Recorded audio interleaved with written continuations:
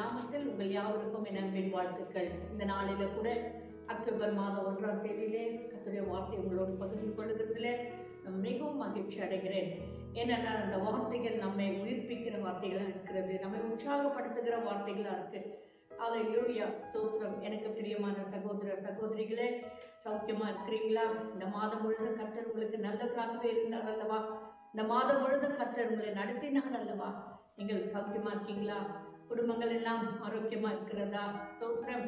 இந்த நாளில கூட கர்த்தருடைய வார்த்தை உங்களோடு நான் பகிர்ந்து கொள்ளுகிறதுல நான் மிகவும் பெருமை கொள்ளுகிறேன். ஏனென்றால் அது கர்த்தருடைய வார்த்தை. அல்லேலூயா. இந்த நாளில கூட உங்களோடு ஒரு சில காரியங்களை பகிர்ந்து கொள்வதற்காக நான் தெரிந்து கொண்டதான வசனம் ஏசாயாவின் தீர்க்கதரிசன புத்தகம் 55ஆம் அதிகாரம் 11ஆம் வசனம். ஏசாயாவின் தீர்க்கதரிசன புத்தகம் 55ஆம் அதிகாரம் வசனம் 11. உங்களுக்காக நான் வாசிக்கிறேன். அப்படியே என் வாயிலிருந்து புறப்படும் வசனமும் இருக்கும், அது வெறுமையாய் என்னிடத்திற்கு திரும்பாமல் அது நான் விரும்புகிறதை செய்து நான் அதை அனுப்பின காரியமாகும்படி வாய்க்கும். அல்லேலூயா. அப்படியே அப்படியே என்று சொல்லி கர்த்தருடைய வார்த்தை குறித்து சொல்லுகிறார். எப்படி அப்படியே என்று சொன்னால் அதுக்கு முந்தின வசனத்துல வாசிக்கும் பொழுது கர்த்தர் எதை குறித்து சொல்லுகிறார்? மாரியும் 10ஆம் வசனம், மாரியும் உறைந்த மழையும் வானத்திலிருந்து இறங்கி அவ்விடத்துக்கு திரும்பாமல் பூமியை நனைத்து அதில் முளை கிளம்ப விளையும்படி செய்து விதைக்கிறவனுக்கு விதையும் புசிக்கிறவனுக்கு ஆகாரத்தையும் கொடுக்கிறது எப்படியோ அப்படியே அப்படின்னு சொல்லுகிறார். கர்த்தர் ஒரு காரியத்தை நமக்கு சொல்லும் பொழுது நாம் மிகவும் எளிதாக புரிந்து கொள்ளும்படியாய் நம்ம சுவிசேஷங்களை வாசிக்கும் பொழுது ஊமைகளாக சொல்லியிருக்கிறார், சின்ன சின்ன சின்ன கதைகளாக சொல்லியிருக்கிறார், அதாவது பேரபிள்ஸ் அப்படியாக சொல்லியிருக்கிறார். ஏன் இப்படியெல்லாம் நாம் கர்த்தர் சொல்றாருன்னா பேசுறாருன்னா நாம் எளிதாக புரிந்து கொள்ளும்படியாய், நாம் மிகவும் சீக்கிரமாய் கர்த்தருடைய வார்த்தையை புரிந்து கொள்ளும்படியாய் கர்த்தருடைய ஆவியானவர் இப்படியெல்லாம் சுவிசேஷங்களிலே எழுதப்பட்டிருக்கிறது. விதையை குறித்து நாம் பார்க்கிறோம், கெட்ட குமாரனை குறித்து பார்க்கிறோம், நல்ல சமாரியன் அவன் எப்படிப்பட்டவன் என்பதை குறித்து பார்க்கிறோம். இன்னும் நிறைய காரியங்களை ஊமைகளாக சொல்லப்பட்டிருக்கிறது, பேரபிள்ஸ் சொல்லப்பட்டிருக்கிறது. ஏன் சொன்னா நாம் எளிதாக புரிந்து கொள்ள முடியாது. இங்கே ஏசாயா தீர்க்கதரிசியின் மூலமாக கர்த்தர் ஒரு காரியத்தை அவருடைய வார்த்தை குறித்து சொல்லும் பொழுது அவர் சொல்லுகிறார், மாரியும் உறைந்த மழையும் வானத்திலிருந்து இறங்கி, மாரியும் உறைந்த மழை, மழையும் பனியும் வானத்திலிருந்து இறங்கி, ஹல்லேலூயா, கர்த்தருடைய பண்டக சாலையிலிருந்து இறங்கி, ஹல்லேலூயா, இறங்கி அவ்விடத்துக்கு திரும்பாமல். இப்ப மழை எப்படி வந்துச்சு அப்படியே திருப்பி அது போறதில்லை. மழை வந்த உடனே என்ன செய்து? முதலாவது காரியம், அது வெறுமையா என்னிடத்திற்கு திரும்பாமல், அதாவது அது அவ்விடத்துக்கு 10ஆம் வசனத்துல வாசிக்கிறோம், மாரியும் உறைந்த மழையும் வானத்திலிருந்து இறங்கி அவ்விடத்துக்கு திரும்பாமல். வானத்திலிருந்து எப்படி இறங்குச்சோ அப்படியே அது திருப்பி வானத்துக்கு போகாதபடிக்கு அது என்ன செய்கிறது? முதலாவது பூமியை நனைக்கிறது. அல்லேலூயா. இந்த பூமியை, இந்த பாழான பூமி, காய்ந்து போன இந்த பூமியை முதலாவது என்ன செய்கிறதுனா அது மழை வந்து பூமியை நனைக்கிறது. ஹல்லேலூயா. காரணமான இந்த பூமியை அது நினைத்து மிகவும் சாஃப்ட் உள்ளதாக மாற்றி அது என்ன செய்கிறது? அதில் முளை கிளம்பி விளையும்படி, அதிலிருந்து விதைகள் என்ன செய்கிறது? மழை வந்த உடனே இருக்கிறதான பூமியில காணப்படுகிற சின்ன சின்ன விதைகள், அது பூண்டோ அல்லது நல்ல செடியோ காட்டு செடியோ எதுவாக இருந்தாலும் சரி, அது முளைக்க செய்கிறது. ஹல்லேலூயா.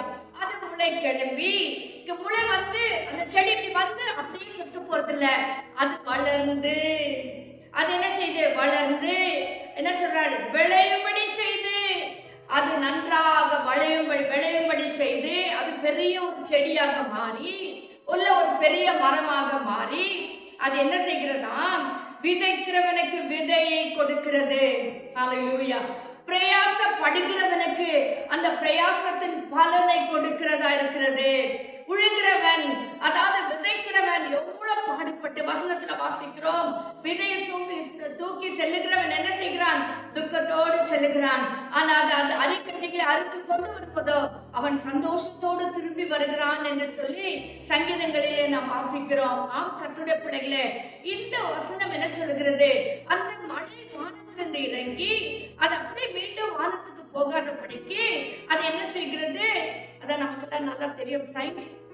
அது பூமியில மழை வந்த உடனே அந்த தண்ணீர் எல்லாம் என்ன செய்கிறது? வெப்பமாக மாறி மீண்டுமாக மேகமாக மாறி விடுகிறது என்று சொல்லி நமக்கு தெரியும். ஆனா வசனம் என்ன சொல்லுகிறது? அது சும்மா மீண்டுமாக அது வெப்பமாக மாறி மேகமாக மாறி விடுகிறது இல்ல. அதுக்கு முன்னால அது என்ன செய்யுதுன்னா, அது பூமியில வந்து பூமியை நனைத்து முளை, அதாவது விதைத்தவனுக்கு முளை கிளம்ப பண்ணி அந்த விதையானது வளர்ந்து விதைக்கிறவனுக்கு விதையை கொடுக்கிறது. அந்த விதைத்தவனுக்கு பலனை கொடுக்கிறது. அவன் எவ்வளவு பிரயாசத்தோடு விதைத்தானோ அந்த விதையை வாங்க கூட கஷ்டப்பட்டு எவ்வளவு கஷ்டத்தோடு அந்த விதையை விதைத்தானோ தெரியல. ஆனப்படினால் அந்த விதைத்தவனுக்கு அந்த விதையையும் புசிக்கிறவனுக்கு ஆகாரத்தையும். நம்ம ஒண்ணுமே செய்யறதில்ல, நம்ம ஒண்ணு வேலை செய்யறதில்ல. இன்னைக்கு ஃபார்மர்ஸ் தான் வேலை செய்யறாங்க, கஷ்டப்படுறாங்க, வேலை செஞ்சுறாங்க, இரவு பகலும் வேலை செய்யறாங்க, உழைக்கிறாங்க. அவர்களுக்கு விதையை கொடுத்து ஒன்னெல்லாம் உட்காந்துக்கிற நமக்கு அது ஆகாரத்தை கொடுக்கிறதா இருக்கு. ஹல்லேலூயா. புசிக்கிறவனுக்கு ஆகாரத்தையும் கொடுக்கிறது எப்படியோ. ஹல்லேலூயா, ஹல்லேலூயா, ஸ்தோத்திரம். கர்த்தருடைய பிள்ளைகளே, அந்த வானத்திலிருந்து வருகிற மழை எவ்வளவு வேலை செய்து பாத்தீங்களா? அது வந்து முதலாவது பூமியை நனைத்து, இரண்டாவது அதாவது முளைக்கெழும்ப பண்ணி அது விளையும்படி செய்து விதைக்கிறவனுக்கு விதையும் புசிக்கிறவனுக்கு ஆகாரத்தையும் கொடுக்கிறது எப்படியோ அப்படியே அப்படியே என் வாயிலிருந்து புறப்படும் வசனமும் இருக்கும் என்று சேனைகளின் தேவனாகிய கர்த்தர் சொல்லுகிறார். ஹல்லேலூயா. அவர் சொல்லுகிற வார்த்தை என்ன தெரியுமா? என் வாயிலிருந்து வானத்திலிருந்து வருகிற மழையே வேலை செய்துன்னு சொன்னா இவ்வளவு காரியத்தை செய்து. ஹல்லேலூயா. மழைக்கு யார் சொல்றாங்க? மழைக்கு யார் கட்டளையிட்டாங்க? ஆனால் என் தேவனாகிய கர்த்தர் இயற்கைக்கு ஒரு கட்டளை கொடுத்தா அது எப்படி அது தானா அவ்வளவு அழகாக அந்த வேலைகளை செய்து பாத்தீங்களா? அது என்ன செய்து பூமியில வந்து பூமியை நனைத்து ஹல்லேலூயா முளை கிளம்ப பண்ணி விளையும்படி செய்து விதைக்கிறவனுக்கு விதையும் புசிக்கிறவனுக்கு ஆகாரத்தை கொடுக்கிறது போல கர்த்தருடைய வாயிலிருந்து புறப்படுகிற ஒவ்வொரு வார்த்தையும் அப்படியே இருக்கும் என்று சொல்லி கர்த்தர் சொல்லுகிறார். அருமையான கர்த்தருடைய பிள்ளையே, இந்த காலவெளியில நான் உங்களுக்கு என்ன சொல்றேன் தெரியுமா? கர்த்தர் உங்களுக்கு ஒரு வார்த்தை கொடுத்தாரா? கர்த்தர் உங்களுக்காக அவருடைய வாயிலிருந்து ஒரு வார்த்தை புறப்பட்டு வந்துச்சா? ஒருவேளை நீங்க அவருடைய மெல்லிய சத்தத்தை கேட்காம இருக்கலாம். ஒருவேளை வசனத்திலிருந்து கர்த்தர் உங்களோடு பேசி இருக்கலாமே. இது கர்த்தருடைய வார்த்தை தான். இது கர்த்தருடைய வாயிலிருந்து வந்த வார்த்தை, ஆவியானவரால் எழுதப்பட்டதான வார்த்தைகள். இந்த வார்த்தை கூட உங்களுக்காக அனுப்பப்படுமேனால், உங்களுக்காக கர்த்தர் இந்த வார்த்தைகளை கொண்டு உங்களோடு பேசினது உண்டானால், அருமையான கர்த்தருடைய பிள்ளையே, நீ சோர்ந்து போக வேண்டாம், நீ துக்கத்தோடு இருக்க வேண்டாம், நீ கலக்கத்தோடு இருக்க வேண்டாம். ஐயோ 2024 வருஷம் இன்னொரு 2 மாசத்துல முடிய போகிறது என்று சொல்லி வேதனையோடு கூட இருக்கீங்களா? துக்கத்தோடு கூட இருக்கீங்களா? கர்த்தருடைய வார்த்தை என்ன சொல்கிறது தெரியுமா? என் வாயிலிருந்து புறப்படும் வசனமும் இருக்கும். கர்த்தருடைய வாயிலிருந்து புறப்படுகிற வசனம் அது மிகவும் வல்லமுள்ள வார்த்தைகளா இருக்கும். அது பராக்கிரம செய்கிற வார்த்தையா இருக்கும். அது மகிமை உள்ள வார்த்தைகளா இருக்கும். உன் காயங்களை கட்டுகிற வார்த்தைகளா இருக்கும். அது உன்னை உயிர்ப்பிக்கிற வார்த்தைகளா இருக்கும். அது உன்னை எழுந்து நிற்க பண்ணுகிற வார்த்தைகளா இருக்கும். அது உன்னை பலப்படுத்துகிற வார்த்தைகளா இருக்கும். அந்த வார்த்தைகள் உன்னை குணமாக்குகிற வார்த்தைகளா இருக்கும். கர்த்தருடைய பிள்ளையே, ஏன் சோர்ந்து போயிட்டீங்க? ஏன் துக்கத்தோடு கூட இருக்கீங்க?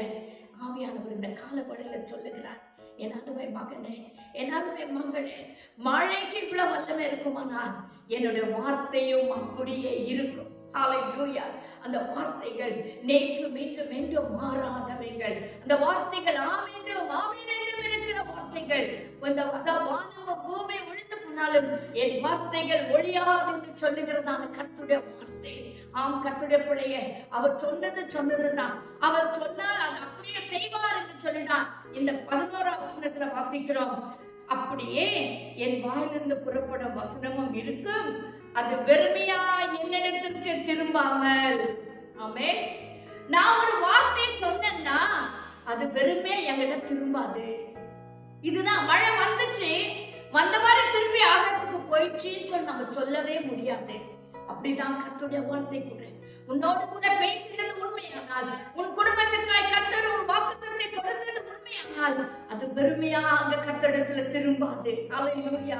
அது ஒரு வேலை செய்யாம வெறுமையா கர்த்தரிடத்துல திரும்பாது. கர்த்தருடைய பிள்ளைகளே, ஆவியானவர் சொல்லுகிறார், அது வெறுமையாய் திரும்பாமல் அது நான் விரும்புகிறதை செய்து. அந்த வசனம் என்ன செய்கிறதாம்? ஆவியானவர் கர்த்தர் என்ன விரும்புகிறாரோ, உன் வாழ்க்கையில கர்த்தர் என்ன செய்யணும் விரும்புகிறாரோ, ஸ்தோத்திரம். ஹல்லேலூயா. ஓ ஸ்தோத்திரம்.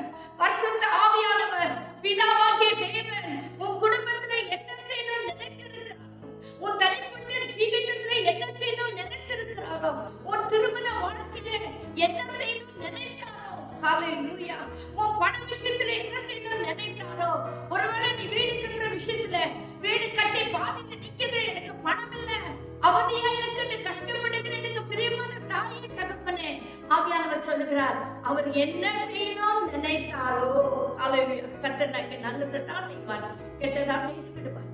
தீங்கு செய்கிறதுக்கு தேவன் அல்லவே. ஹல்லேலூயா. அவர் தீங்குக்கு மனஸ்தாபப்படுகிற தேவன், அவர் நன்மை மட்டும் செய்கிற தேவன். தம்முடைய பிள்ளைகளுக்கு அவர் நன்மை மட்டும் செய்கிற தேவன். ஏன் சோர்ந்து போயிட்டீங்க? ஏன் துக்கத்தோடு கூட இருக்கீங்க? கர்த்தருடைய வார்த்தை சொல்லிட்டானே, நான் இந்த வீட்டை ஆரம்பிச்சேன், நான் இந்த திருமண காரியத்தை ஆரம்பிச்சேன், நான் இந்த பிசினஸ் ஆரம்பிச்சேன்னு சொல்லிட்டு நினைக்கிறீங்களா? உங்களுக்கு நினைவூட்டும்படியா தான் ஆவியானவர் இந்த வார்த்தைகளை கொடுத்திருக்கிறார். ஹல்லேலூயா. அவர் என்ன சொல்லுகிறார்? நான் விரும்புகிறதை செய்து, நான் என்ன விரும்புகிறேனோ அது அப்படியே செய்யும். ஏன்னா கர்த்தருடைய வார்த்தை அவ்வளவு வல்லமுள்ள வார்த்தை. அப்படியே செய்து நான் அதை அனுப்பின காரியமாகும்படி வாய்க்கும். எதற்காக கர்த்தருடைய வாயிலிருந்து வார்த்தை புறப்பட்டு வந்தது? எதற்காக கர்த்தர் பேசினார்? எதற்காக கர்த்தர் உன்னோடு இடைப்பட்டார்? ஹல்லேலூயா. நீ துக்கத்தோடு கூட இருக்கும் பொழுது, நீ கண்ணீரோடு கூட இருக்கும் பொழுது, எல்லாரால கைவிடப்பட்ட நிலைமையில நீ காணப்படும் பொழுது, ஓ ஸ்தோத்திரம், உபவாசத்தோடு கண்ணீரோடு நீ தனிமையாக உட்கார்ந்து அழுது கொண்டு இருக்கிற நேரத்துல கர்த்தர் உன்னோடு ஒரு வார்த்தை பேசினார் அல்லவா? ஹல்லேலூயா. ஹல்லேலூயா. நீ துக்கத்தில் இருக்கும்போது சொப்பனத்துல கர்த்தர் உன்னோடு ஒரு வார்த்தை பேசினார் அல்லவா? ஹல்லேலூயா. நீ நடந்து கொண்டு இருக்கும் போது பேசினாரே, நீ ஸ்தோத்திரம் வேலை செய்து கொண்டு இருக்கும் பொழுது பேசினாரே. ஏன் தெரியுமா? நான் பேசின காரியம் அது என்ன செய்யுமா? நான் அனுப்பின காரியமாகும்படி வாய்க்கும். எதற்காக கர்த்தர் உன்னோடு பேசினாரோ, எதற்காக கர்த்தர் உன்னோடு இடைப்பட்டாரோ, எதற்காக கர்த்தர் உன்னை ஆறுதல் படுத்தினார், உன்னை தைரியப்படுத்தினார், உற்சாகப்படுத்தினாரோ, அதே காரியமாகும்படிக்கு அது அப்படியே வாய்க்கப்படும். ஹல்லேலூயா. அவர் எதற்காக அனுப்பினாரோ அது அப்படியே வாய்க்கும். ஹல்லேலூயா. இந்த கால வேளையில நான் சொல்லுகிற காரியம் என்ன தெரியுமா? ஐயோ, இந்த வருஷம் கூட முடிய போதேன், என் குடும்பத்தில் இப்படி நடக்கலையே, என் கூட தனிப்பட்ட வாழ்க்கையில் இது நடக்கலையே என்று சொல்லி துக்கத்தோடு இருக்கிற கர்த்தருடைய பிள்ளைய கர்த்தர் ஒரு வார்த்தை உனக்காக அனுப்பி இருக்கிறார். நல்லா நீங்க யோசித்து பாருங்க, உங்களோட பேசின வார்த்தை என்னன்னு சொல்லி கர்த்தரிடத்துல கேளுங்க. கர்த்தருக்கு ஒரு வாக்குத்தத்தத்தை கொடுத்துருக்கலாம். ஒரு விட வருஷத்தின் ஆரம்பத்துல கர்த்தர் வாக்குத்தத்தத்தை கொடுத்துருக்கலாம். நீங்க செபிக்கிற வழியில் ஆவியானவர் உங்களோடு பேசி இருக்கலாம். அது என்ன வார்த்தைன்னு பாருங்க. அது எதற்காக அனுப்பினாரோ அது அப்படியே வாய்க்கும். அது அப்படியே வாய்க்கும். கர்த்தர் உங்களுக்கு கொடுத்த வாக்குத்தத்தங்களும் அப்படியே வாய்க்கும். இந்த மாசத்துல நீ புதிய வருஷத்துக்குள்ள பிரவேசிப்பதற்கு முன்பதாக கர்த்தர் உன்னை காண்ட மிருகத்தின் கொம்பை போல உன்னை உயர்த்துவார். உன்னை அவர் ஆசீர்வதிக்கவே ஆசீர்வதிப்பார். கர்த்தருக்குள்ளே விசுவாசத்தை தளர விடாத, விசுவாசத்துல குந்தி போகாத, செபத்துல குந்தி போகாத. இன்னும் கர்த்தரை அண்டிக்கொள், இன்னும் கர்த்தரை பற்றிக்கொள்.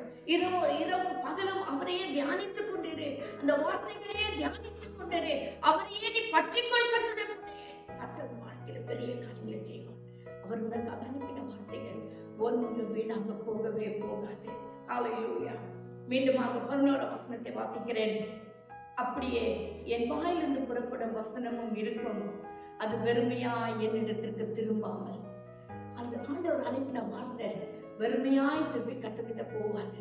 அவர் அனுப்பின வார்த்தைகள் அவர் எதற்காக அனுப்பினாரோ அதை நான் விரும்புகிறதை செய்து, அந்த வார்த்தை நான் என்ன விரும்புகிறேனோ அதை செய்து, நான் அதை அனுப்பின காரியம் ஆகும்படி வாய்க்கும் வாய்க்கும். ஹல்லேலூயா. வாய்க்கும் கர்த்தருடைய பிள்ளையே, அது அப்படியே நடக்கும். உன் வாழ்க்கையில அப்படியே நடக்கும், உன் குடும்பத்துல அப்படியே நடக்கும், இந்த சபையில அப்படியே நடக்கும். சோர்ந்து போகாத, தைரியமாயிரு, தைரியமாயிரு. எத்தனை பிரச்சனைகள் இருந்தாலும், உன் பக்கத்தில் 1000 பேரும் உன் வலது புறத்தில் 16 பேரும் இருந்தாலும் அது உன்னை அணுகாது, அது உன்னை அணுகாது. ஹல்லேலூயா. உலகத்தில் இருக்கிறவனிலும் உங்களிடத்தில் இருக்கிறவர் பெரியவர், உங்களோடு கூட இருக்கிறவர் பெரியவர். அண்ட சராசரத்தை உண்டாக்கின கர்த்தர், பிசாசின் தலையை நசுக்கினார் அந்த கர்த்தர். ஹல்லேலூயா, ஹல்லேலூயா.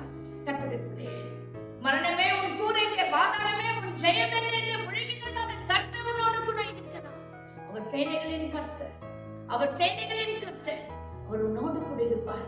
இந்த மாதம் முழுவதும் உங்களோடு கூட இருப்பார். ஒவ்வொரு நாளும் உங்களோடு கூட இருப்பார். உலகத்தின் முடிவு வரைத்த சகல நாட்களில் நான் உங்களோடு கூட இருப்பேன் என்று சொன்ன கர்த்தர் உங்களோடு கூட இருப்பார். நீ போகையிலும் நீ வருகையிலும் ஆசீர்வதிக்கப்பட்டிருப்பாய். அந்த வார்த்தைகளை நினைவுகூர்ந்து, அந்த வார்த்தை ஒன்றும் வீணாக போகாது. கர்த்தர் ஒரு வார்த்தை கூட தரையில விழுபடி செய்ய மாட்டார். அவரோட வாயிலிருந்து புறப்படுகிற வார்த்தை அவ்வளவு வல்லமுள்ள வார்த்தை. அந்த வார்த்தையை நினைத்து தைரியப்படுவோம், உற்சாகம் அடைவோம், சோர்ந்து போகாமல் காலூன்றி எழுந்து நிற்போம். கர்த்தர் என்னோடு பேசினது நிச்சயமாய் நடக்கும், நிச்சயமாய் நடக்கும். அவர் அப்படியே செய்வார் என்று சொல்லி தைரியமாக தைரியமாக இருப்போம். கர்த்தருடைய பிள்ளையே, காலையில உயர்த்தி ஹல்லேலூயா. கர்த்தர் என்னோடு கூட இருக்கிறார், கர்த்தரின் பட்சத்தில் இருக்கிறார், நான் அசைக்கப்பட மாட்டேன். ஆம் கர்த்தருடைய பிள்ளையே, கர்த்தரின் பட்சத்தில் இருக்கிறார், உன்னோடு கூட இருக்கிறார். நீ நடக்கும்போது உன்னோடு இருக்கிறார். ஓ ஸ்தோத்திரம். வியாதியின் படுக்கையில உன்னோடு கூட இருக்கிறார். பண இக்கட்டான சூழ்நிலையில உன்னோடு கூட இருக்கிறார். எந்த சந்தர்ப்பத்திலும் கர்த்தர் உன்னோடு கூட இருக்கிறார். அவர் கைவிடவே மாட்டார். நாம் கண்ணீர் மூடி ஜெபிக்கலாமா? அருமை ரட்சகா, இந்த நல்ல அக்டோபர் மாதம் 1ஆம் தேதிக்கு நன்றி. இந்த வார்த்தைகள் எங்களுக்கு ஒரு முறை கூட நினைவூட்டினதற்கு நன்றி. ஒரு மழையே வந்து நீர் அனுப்பின மழை கர்த்தாவா, அது இயற்கை ஆண்டவரே, அது வந்து தானாக மீண்டும் திரும்பாமல், வெறுமையாய் திரும்பாமல் ஆண்டவரே, அது முளை கிளம்ப பண்ணி அது வளர்ந்து, அப்பா ஸ்தோத்திர, விதைக்கிறவனுக்கு விதையும் புசிக்கிறவனுக்கு ஆகாரத்தை கொடுக்கிறது உண்மையானால், என் ஆண்டுடைய வாயிலிருந்து புறப்படுகிற வார்த்தை வசனம் எவ்வளவு உண்மையா இருக்கும் ஆண்டவரே. அப்பா அது வெறுமையாய் திரும்பாமல் ஆண்டவரே, நீர் என்ன நினைக்கிறீரோ அது அப்படியே செய்து ஆண்டவரே, எங்கள் குடும்பங்களின் தனிப்பட்ட வாழ்க்கையிலே ஆண்டவரே வாய்க்கப்படி செய்கிறீர்கள். அதற்காக நன்றி ராஜா. நீ பாராட்டினுடைய கிருபைக்காக நன்றி சுவாமி. இதை கேட்கிற ஒவ்வொரு பிள்ளைகளை தைரியப்படுத்தும் ஆண்டவரே, உற்சாகப்படுத்தும் ஆண்டவரே. ஏன் குடும்பத்தில் இந்த வார்த்தை நடக்கல, ஏன் குடும்பத்தில் இந்த வாக்குத்தத்தம் நிறைவேறல, கர்த்தர் என்னோடு பேசினாரே இன்னையே நடக்கல என்று சொல்லி துக்கத்தோடு ஒரு சிலர் காணப்படுறாங்க ஆண்டவரே. துக்கத்தோடு கூட இருக்காங்க ஆண்டவரே. சில தாய்மார் கண்ணீரோடு இருக்கிறத நான் காண்கிறேன். இயேசுவே, இந்த பிள்ளைகளுடைய கண்ணீரை தொடையும் ஆண்டவரே, பிள்ளைகளுடைய கண்ணீரை தொடையும் ஆண்டவரே. நீர் அவர்களை ஆறுதல்படுத்தும் ஆண்டவரே, தைரியப்படுத்தும், உற்சாகப்படுத்தும் ஆண்டவரே. கர்த்தர் என்னோடு கூட இருக்கிறார் என்று சொல்லுகிற ஒரு பெரிய தைரியத்தை நீ உண்டு பண்ண ஆண்டவரே. நம்முடைய பிள்ளைகளை நீர் ஆசீர்வதிக்கவே ஆசீர்வதியும். இந்த மாதம் வெற்றியுள்ள ஒரு மாதமாக மாற்றிக்கொடும். தாழ்த்துகிறோம், அன்பின் கரத்தில் எங்களை ஒப்புக் கொடுக்கிறோம். துதிகர மகிமையை உமக்கே செலுத்துகிறோம். இயேசுவின் இன்ப நாமத்தில் ஜெபிக்கிறோம் எங்கள் ஜீவனுள்ள நல்ல பிதாவே. ஆமென், ஆமென், ஹல்லேலூயா. கர்த்தர் தாமே இந்த மாதத்தை நமக்கு ஆசீர்வதித்து கொடுப்பாராக.